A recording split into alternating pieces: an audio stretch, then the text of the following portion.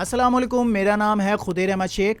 آج کی ویڈیو میں ہم بات کریں گے اس چیز کی جو ہر پاکستانی روز محسوس کرتا ہے لیکن کسی کو سمجھنے کی فرصت نہیں ملتی۔ ہم بات کریں گے سیاسی ٹکراؤ کی قیمت کی، P T I, P P P, P M L N اور دیگر پارٹیز کے درمیان کے جنگ کی۔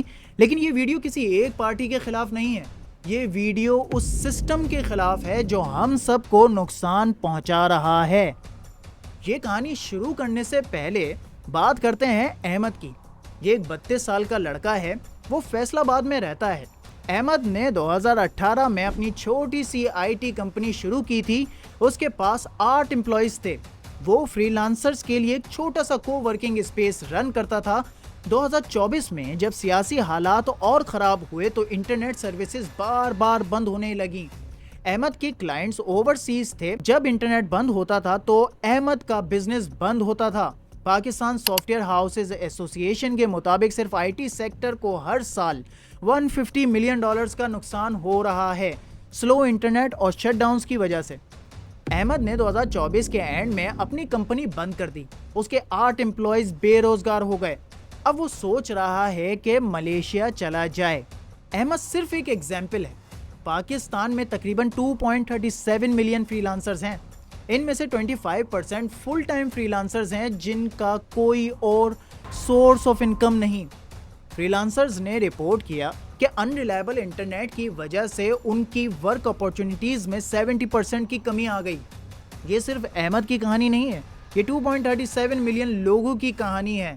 اور یہ کہانی شروع کہاں سے ہوتی ہے؟ یہ کہانی شروع ہوتی ہے سیاسی ٹکراؤ سے۔ اب ہم نمبرز کی طرف آتے ہیں۔ اسٹیٹ بینک آف پاکستان کے لیٹسٹ فگرز کے مطابق جولائی سے دسمبر 2025 کے درمیان فورن ڈائریکٹ انویسٹمنٹ یعنی ایف ڈی آئی میں 43% کی کمی آ گئی۔ نیوز پیپر کے بزنس سیکشن نے رپورٹ کیا کہ جولائی سے اکتوبر 2025 میں نیٹ ایف ڈی آئی صرف 747.7 ملین رہی، جو پچھلے سال کے سیم پیریڈ سے 1.01 بلین سے 26% کم تھی۔ لیکن یہ صرف ایف ڈی آئی کی کہانی نہیں ہے۔ ٹاپ 10 وی پی این کی رپورٹ کے مطابق 2024 میں پاکستان نے انٹرنیٹ شٹ ڈاؤنز کی وجہ سے $1.62 بلین کا نقصان اٹھایا۔ یہ دنیا میں سب سے زیادہ نقصان تھا کسی بھی ایک ملک کا۔ میانمار اور سوڈان جہاں سول وار چل رہی ہیں ان سے بھی زیادہ 2.9 ملین انٹرنیٹ یوزرز کی ڈسرپشن سے متاثر ہوئے۔ اب سوال یہ ہے کہ یہ انٹرنیٹ کیوں بند ہوتا ہے؟ جواب ہے سیاسی پروٹیسٹ، ریلیز اور جب پارٹیز ایک دوسرے کے خلاف اسٹریٹس پر اترتی ہیں۔ جب پی ٹی آئی نے نومبر 2024 میں اسلام آباد مارچ کیا تو گورنمنٹ نے موبائل سروسز بند کر دیے، روڈز سیل کر دیے اور انٹرنیٹ تھروٹل کر دیا۔ کرائسس گروپ کی نومبر 2024 کی رپورٹ کہتی ہے کہ یہ ڈیڈ لاک جب تک چلتا رہے گا تب تک گورنمنٹ اکنامک ریفارمز امپلیمنٹ نہیں کر سکتی، پارلیمنٹ لیجسلیشن نہیں کر سکتی اور جوڈیشری امپارشل جسٹس ڈیلیور نہیں کر سکتا۔ لیکن یہ صرف پی ٹی آئی اور گورنمنٹ کا مسئلہ نہیں ہے، یہ پی پی پی اور پی ایم ایل این کی بھی کہانی ہے۔ جب پی پی پی سندھ میں ہوتی ہے اور P M L N centre میں تو فیڈرل اور پروونشل کوارڈینیشن میں درار پڑ جاتی ہے۔ جب پی ٹی آئی کے پی میں ہوتی ہے اور سینٹر میں پی ایم ایل این کی کولیشن ہے تو آئی ایم ایف کی کنڈیشنز امپلیمنٹ کرنے میں پروونسز ایک دوسرے کو روک دیتی ہیں۔ بیلٹسمن ٹرانسفارمیشن انڈیکس کی 2026 کی رپورٹ کہتی ہے کہ political dialogue aimed at reconciliation and consensus building the best path forward ہے۔ لیکن ڈائیلاگ کہاں ہے؟ جب پارٹیز ایک دوسرے کو گرانے میں مصروف ہوتی ہیں تو گورنمنٹ رک جاتی ہے، پارلیمنٹ میں بل پاس نہیں ہو پاتے، کمیٹیز کام نہیں کرتی اور نیشنل سیکیورٹی کا میٹر بھی سیاسی پوائنٹ اسکورنگ کا شکار ہو جاتا ہے۔ اکاؤنٹیبلٹی لیب کی 2023 رپورٹ نے بتایا کہ 2014 میں جب آرمی پبلک اسکول پشاور پر حملہ ہوا تو تمام پارٹیز نے ایک ہو کر نیشنل ایکشن پلان بنایا تھا۔ لیکن 2023-2024 میں جب ٹی ٹی پی کا خطرہ پھر بڑھا تو کوئی آل پارٹیز کانفرنس نہیں بلایا گیا۔ بلاول بھٹو نے پچھلی گورنمنٹ کو بلیم کیا کہ اس نے ٹیررسٹ کو اپیز کیا۔ پی ٹی آئی لیڈرز نے کرنٹ گورنمنٹ کو بلیم کیا کہ اس نے اسٹرنجنٹ میجرز نہیں لیے۔ یعنی سیکیورٹی بھی سیاست کی بھیٹ چڑھ گئی۔ اور پھر اکنامک ریفارمز کی بات کرتے ہیں۔ پاکستان نے 1947 سے اب تک 23 I M F agreement sign کیے ہیں۔ یہ دنیا میں کسی بھی ملک کے لیے سب سے زیادہ ہے۔ ہر دفعہ جب ریفارمز آتے ہیں تو اپوزیشن انہیں عوام دشمن کہہ کر ریجیکٹ کر دیتی ہے۔ جب پی ٹی آئی گورنمنٹس 2018-2022 میں تھی تو پی ایم ایل این نے ہر اکنامک ڈیسیجن کو چیلنج کیا۔ جب پی ڈی ایم گورنمنٹ 2022 سے اب تک ہے تو پی ٹی آئی نے I M F deal jeopardize کرنے کی کوشش کی۔ کے پی گورنمنٹ نے پروونشل سرپلس دینے سے انکار کر دیا۔ یہ زیرو سم گیم ہے، ایک پارٹی جیتتی ہے تو دوسری ہار جاتی ہے، لیکن اصل میں ہارنے والا پاکستان ہے۔ پاکستان کی 63% آبادی یوتھ ہے۔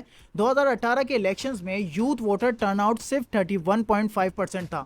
مطلب یوتھ کو امید ہی نہیں رہی کہ ان کے ووٹ سے کچھ بدلے گا۔ مئی 9 2023 کے بعد ہزاروں یوتھ ایکٹیوز جیل میں چلے گئے۔ ان کی فیوچر پروسپیکٹس سیاسی پاور گیمز کی وجہ سے بند ہو گئیں اور برین ڈرین 2022 میں 8 لاکھ سے زیادہ یوتھ ملک چھوڑ کر چلے گئے۔ یہ وہ ڈاکٹرز، انجینئرز اور آئی ٹی پروفیشنلز ہیں جو پاکستان کی ضرورت تھے، لیکن جب سیاست روز روز کی جنگ بن جائے تو یوتھ کے پاس صرف ایک آپشن رہ جاتا ہے: نکلنا۔ بروکنگ انسٹیٹیوشن کی جولائی 2024 کی رپورٹ کہتی ہے کہ پی ایم ایل این کی پاپولر سپورٹ لگاتار کم ہو رہی ہے ٹف اکنامک سچویشن کی وجہ سے، اور پی ٹی آئی کے سپورٹرز کہتے ہیں کہ ان کے ساتھ انصاف نہیں ہو رہا، اور پی پی پی کے ووٹرز کہتے ہیں کہ ان کا مقدر ہی ایسا ہے، لیکن سب کہتے ہیں کہ سسٹم ٹھیک نہیں ہے۔ تو کیا کوئی سولوشن بھی ہے؟ ہاں، سولوشن کا ایک پریسیڈنٹ تو ہے۔ 2006 میں جب جنرل مشرف کی گورنمنٹ تھی تو دو آرک رائیولز بینظیر بھٹو اور نواز شریف نے لنڈن میں ایک ہسٹورک ڈاکومنٹ سائن کیا۔ اسے کہا گیا چارٹر آف ڈیموکریسی۔ 36 پوائنٹس پر مشتمل یہ ڈاکومنٹ ایک روڈ میپ تھا ڈیموکریٹک رولز کے لیے۔ دونوں پارٹیز نے وعدہ کیا کہ وہ ایک دوسرے کے الیکٹورل مینڈیٹ کی عزت کریں گے، وہ کسی ملٹری رجیم کو سپورٹ نہیں کریں گے، اور وہ پارلیمنٹ کی سپرمیسی کو ریسٹور کریں گے۔ اس چارٹر کی بدولت ہی 2008 کے بعد پی پی پی کی گورنمنٹ اپنی 5 سال کی ٹرم پوری کر سکی اور 2013 میں پیسفل ٹرانزیشن آف پاور ہوئی، پہلی دفعہ پاکستان کی ہسٹری میں۔ اسی چارٹر کی بدولت 18th کانسٹیٹیوشنل امینڈمنٹ آیا، جس میں کنکرنٹ لسٹ ختم ہوئی، پروونسز کو پاور ملے اور پریزیڈنٹ کا پاور پارلیمنٹ ڈیزالو کرنے سے ختم ہوا۔ یعنی جب رائیولز بھی ایک پیج پر آ جاتے ہیں تو ہسٹری بن جاتی ہے، لیکن 2024 اور 2026 میں یہ اسپرٹ کہاں ہے؟ اب ہم دیکھتے ہیں کہ ایکسپرٹس کیا کہتے ہیں۔ کرائسس گروپ کی ریکمنڈیشن ہے کہ تمام پارٹیز کو ریئلائز کرنا ہوگا کہ اگر پارلیمنٹری ڈیموکریسی کا اسٹرکچر ان کی انولنگنس ٹو کمپرومائز سے کرمبل ہو گیا تو سب ہاریں گے۔ پیئرسمن ٹرانسفارمیشن انڈیکس کہتی ہے کہ ایک نیا چارٹر ڈیموکریسی ٹائپ ایگریمنٹ ہو سکتا ہے، جس میں نیو الیکشنز کی کمٹمنٹ، امپریزنڈ لیڈرز کے لیے ایمنسٹی اور ایک شیئرڈ انڈرسٹینڈنگ ہو کہ سویلین پارٹیز ریسپانسبلی ایکٹ کریں۔ جنوری 2026 میں نیشنل ڈائیلاگ کمیٹی یعنی این ڈی سی نے ایک سمٹ آرگنائز کی، جس میں former prime minister Shahid Khaqan Abbasi, Jamaat Islami کے لیاقت بلوچ، ایم کیو ایم کے وسیم اختر اور سپریم کورٹ بار ایسوسی ایشن کے پریزیڈنٹ نے حصہ لیا۔ این ڈی سی نے 6 کانفیڈنس بلڈنگ میجرز تجویز کیے۔ پولیٹیکل ایکٹیویٹیز پر الیجڈ بین ختم کیا جائے، اپوزیشن لیڈرز سینٹ اور نیشنل اسمبلی میں اپوائنٹ کیے جائیں، وومن پولیٹیکل پرزنرز جیسے بشرا بی بی اور یاسمین راشد کو ریلیز کیا جائے، پولیٹیکل ورکرز کے خلاف کیسز وڈرا کیے جائیں، میڈیا سینسرشپ ختم کی جائے، آرمڈ فورسز کو پولیٹکس میں یوز کرنے سے گریز کیا جائے۔ پرائم منسٹر شہباز شریف نے دسمبر 2025 میں پی ٹی آئی کو ٹاکس کے لیے انوائٹ کیا تھا، لیکن پی ٹی آئی نے ٹاکس تب تک بائیکاٹ کرنے کا فیصلہ کیا جب تک انہیں عمران خان سے ریگولر ایکسس نہیں ملتا۔ تو ڈیڈ لاک اب بھی ہے۔ اب میں بحیثیت پاکستان ہونے کے ناطے کچھ کہنا چاہتا ہوں۔